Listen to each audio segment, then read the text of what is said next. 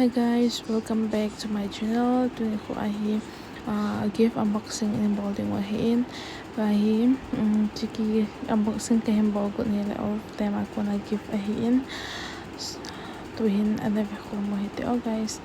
Kasi ang first time ko hando ding ahin. Da ave ko mo hiti hoy ham.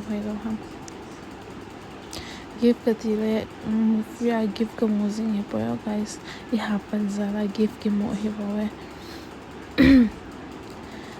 G cover hiin cover song mobile pack hiin cover ahoy dan hi kitum dan hi asunga umjang hoy ding paging chain.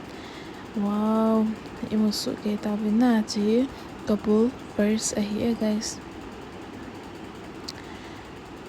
Oil he zingin purse hi quality zong ahoyin abale sumzong kitup ta koy thai hi na chi no maya pa hiin choi le tek mai hi bowe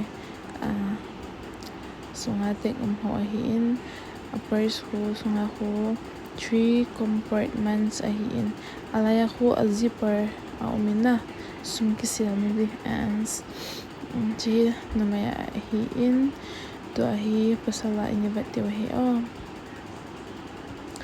Ji pasal apa hi aniam de azing na ali chu pasal ho hin atam zo paket na sum per suppose yo hin amo dinga convenient mong lightweight that hi na